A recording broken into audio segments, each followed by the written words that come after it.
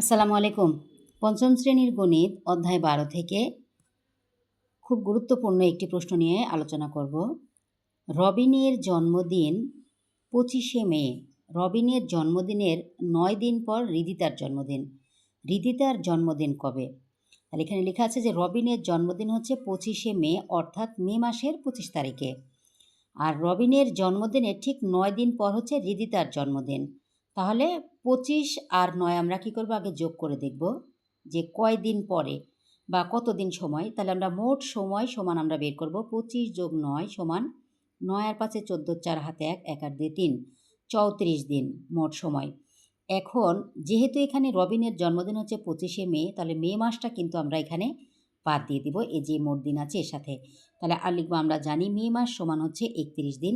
সুতরাং অবশিষ্ট সময় সমান এখানে মোট দিন আমাদের এখানে আছে হলো ৩৪ বিয়োগ এখানে ৩১।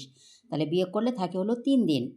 তাহলে আমরা হৃদিতার যে জন্মদিন, এই জন্মদিনটা কবে আমরা এখানে আগে পুরো যে লেখাটাই আমি এখানে একটু লিখে দেবো যে রবিনের জন্মদিন হলো ২৫শে মে। রবিনের জন্মদিনের ৯ দিন পর হচ্ছে হৃদিতার জন্মদিন হলে, সুতরাং হৃদিতার জন্মদিন এই যে ৩ দিন বাকি আছে, অর্থাৎ জুন মাসের ৩ তারিখ, অর্থাৎ ৩রা জুন। উত্তর ৩রা জুন। আশা করি সবাই বুঝতে পেরেছেন। ধন্যবাদ সবাইকে। আসসালামু আলাইকুম।